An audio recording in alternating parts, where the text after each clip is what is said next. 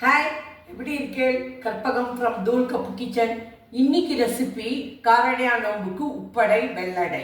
இந்த வருஷம் மார்ச் மாதம் 14ஆம் தேதி காரடையா நோம்பு. காரடையா நோம்புக்கு சரடு கட்டிக்கிறதுக்கு டைம் 5:30லேருந்து 6:30 மணிக்குள்ள சரடு கட்டிக்கணும். இப்போ காரடையா நோம்புக்கு வெள்ளடை பண்ணி காமிக்க போகிறேன்.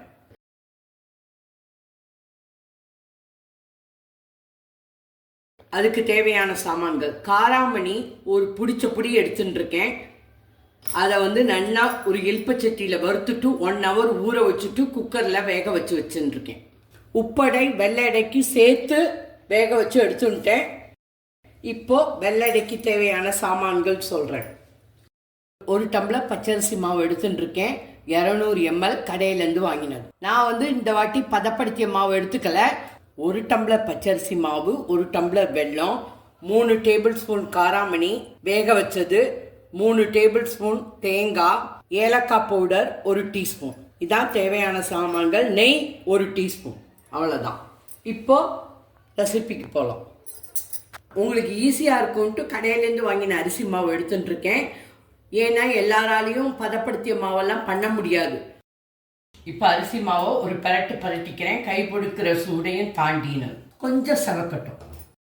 கை பொறுக்கிற சூடை தாண்டி கொஞ்சம் லேசாக செவக்கிற மட்டும் வறுத்துக்கோங்க. மாவு செவந்தால் தான் கட்டி தட்டாமல் இருக்கும், அடை ஸ்மூத்தாக இருக்கும். மாவு லேசாக செவந்துடுத்து போகிறோம். புகையை வர ஆரம்பிச்சுட்டு போதும். இப்போ இதை கொட்டிக்கிறேன். வெல்லம் 1 டம்ளர் 200 ml. தண்ணி 1.5 டம்ளர். 1 டம்ளர் அரிசி மாவுக்கு 1 டம்ளர் வெல்லம், 1.5 டம்ளர் தண்ணி. இந்த மாவுகள் கிளறும்போது எக்ஸ்ட்ராவாக கொஞ்சம் அரிசி மாவும் பக்கத்தில் வச்சுக்கோங்க, எக்ஸ்ட்ராவாக கொஞ்சம் வெந்நீரும் பக்கத்தில் வச்சுக்கோங்க. சமயத்தில் மாவு தேவைப்படலாம், சமயத்தில் வெந்நீர் தேவைப்படலாம். வீடுணும். இதுக்கு பாகலாம் கிடையாது. வெல்லம் நல்லா கரைஞ்சதுக்கு அப்புறம் வடிகட்டி எடுத்துன்னு வரேன். ஒரு கொதி வரட்டும். அதுக்கப்புறம் இந்த மாவை போட்டு கிளற வேண்டியது தான். வெல்லம் கரைஞ்செடுத்து கொதிக்க ஆரம்பிச்சிருக்கு. எந்த வெல்லமாக இருந்தாலும் ஃபில்டர் பண்ணிக்கோங்க ப்ளீஸ். எங்களுக்கு 50 வருஷமாக கொடுக்குறான், எப்போதும் நன்னா இருக்கும் அப்படிலாம் சொல்லாதீங்க. அவள் ஒரே இடத்துலேருந்து வாங்க மாட்டாள். தேங்காயை போட்டுக்கிறேன். அரிசி மாவு கொஞ்சமாக இடது கையால் போட்டுட்டு இப்படியே கலரிண்டே இருங்கோ.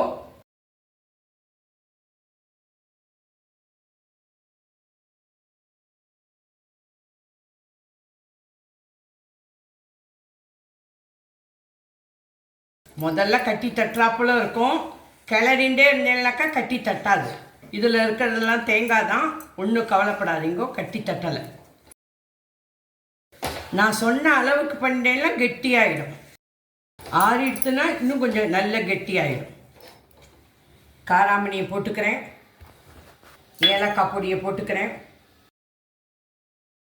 Case medium. ஒரே 1 டீஸ்பூன் நெய் விட்டுக்கிறேன். நெய் விட்டுட்டேன்னா வாசனையாக இருக்கும். அப்படியே சுருண்டு வந்துடுச்சு பாருங்கள். Case of now. 10 minutes ஆறட்டும். அப்படியே இருக்கட்டும். மூடி வச்சுடுறேன். வெள்ளடைக்கு மாவு நல்லா கெட்டியாகிடுத்து. இந்த அளவுக்கே தண்ணி விடுங்கோ, சூப்பராக இருக்கும். இது ஒரு குழக்கட்டை தட்டு. ஓட்டையாக இருக்குது பாருங்க. இந்த மாதிரி குழக்கட்டை தட்டு இருந்ததுன்னா அதில் அதை யூஸ் பண்ணிக்கோங்க. இல்லாட்டா உங்களுக்கு இட்லி தட்டு இருக்கும், அதுலேயே அடியில் ஓட்டை இருக்கும், அதை யூஸ் பண்ணுங்க. இந்த ஓட்டைகள் வழியாக ஸ்டீம் வந்தால் தான் இந்த அடைகள் நல்லா வேகும். எண்ணெயை தடவிட்டேன். நல்லா இந்த மாதிரி தேய்ச்சி பசைஞ்சுக்கோங்க.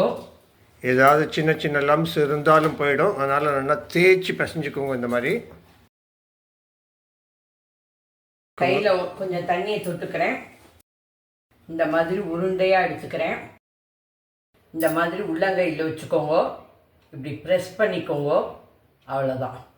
ஒரு ஓட்டையை போட்டுக்கோங்க, வடை மாதிரி. இது அப்படியே இட்லி தட்டில் வைங்க.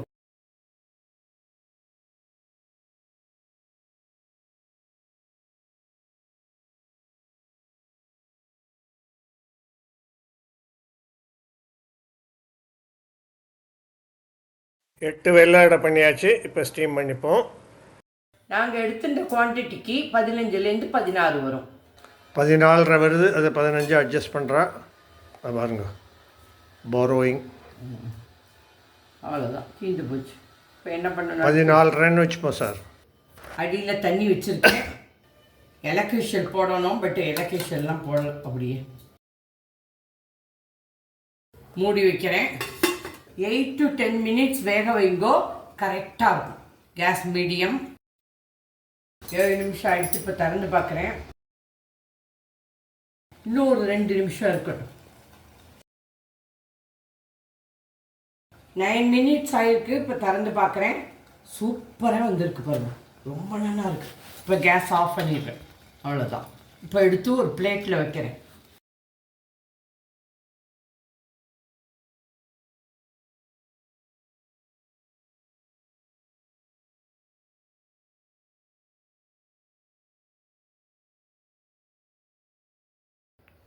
காரடி அனம்பு வெள்ளை எடை ரெடி ஃப்ரம் தூள் கப்பு கிச்சன்.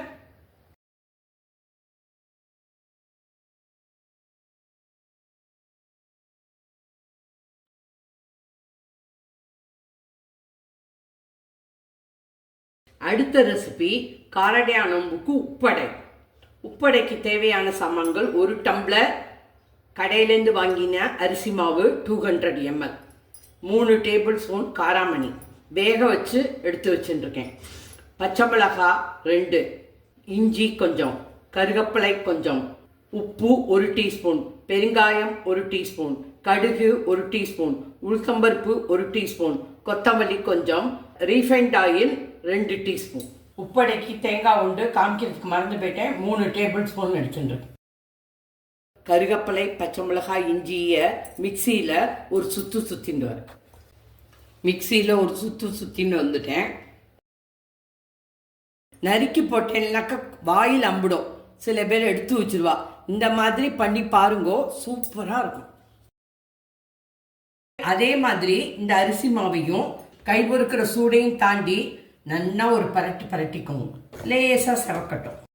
லேசாக புகை வரும், அதான் கணக்கு. மாவு லேசாக செவந்துடுத்து புகை வர ஆரம்பிச்சுடுத்து கேஸ் ஆஃப் பண்ணிடுறேன். போதும். இப்போ இதில் கொட்டிக்கிறேன். இப்போ ஆரம்பம் கேஸ் ஆன். நாங்கள் ரொம்ப நாளாக ரீஃபைண்ட் ஆயில் தான் யூஸ் பண்ணுறோம். 3 டீஸ்பூன் எண்ணெய் விட்டுக்கிறேன்.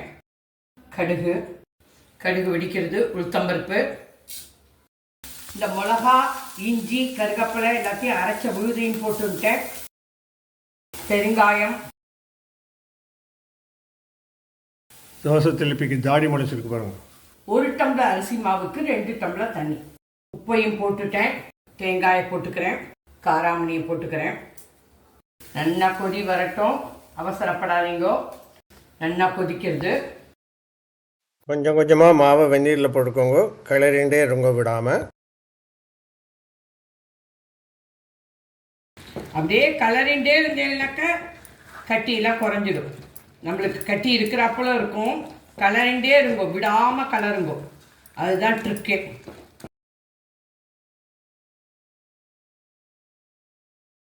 டிப்ஸ் என்னன்னாக்கா மாவை நல்லா செவக்க வறுத்துக்கோங்க.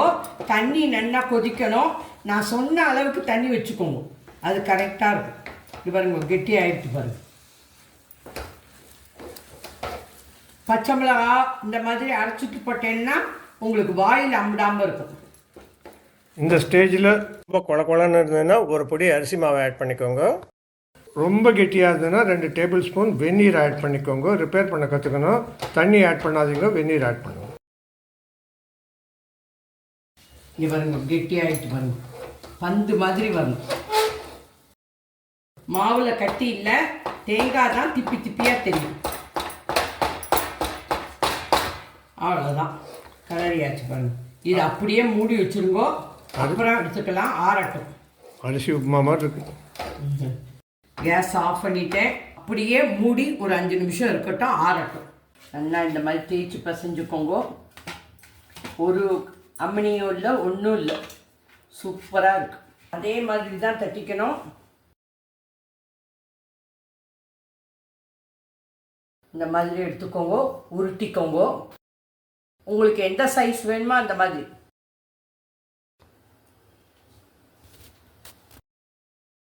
இதில் என்ன சௌரியம்னாக்கா பச்சை மிளகாலாம் அரைச்சி போட்டுட்டேன்னா கண்ணிலே தெரியாது, எல்லாருக்கும் உள்ளே போயிடும்.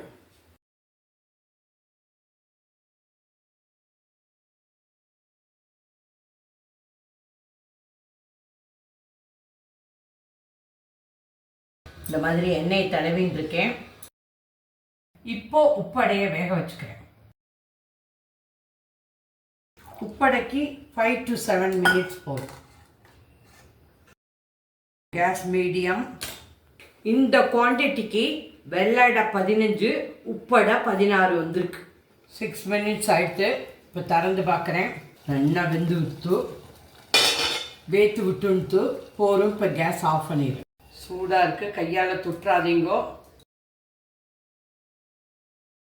காரடையா நோம்பு உப்படை ரெடி ஃப்ரம் தூள்கப்பு கிச்சன்.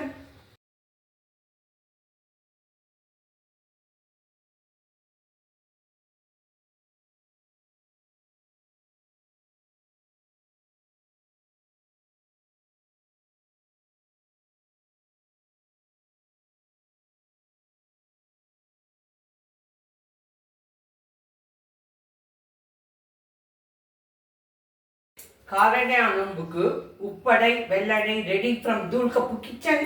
நான் சொன்ன மெத்தடில் பண்ணும்போது ஈஸியாக பண்ணிடலாம். கடையில் வாங்கின அரிசி மாவுலேயே பண்ணிட்டேன். மறக்காமல் சப்ஸ்கிரைப் பண்ணிக்கோங்க, ஷேர் பண்ணிக்கோங்க, பெல் ஐக்கான் அமுக்குங்கோ. அப்போ தான் நான் போடுற வீடியோலாம் உங்களுக்கு உடனே கிடைக்கும். தேங்க்யூ, பாய், ஜெய் ஹிந்த்.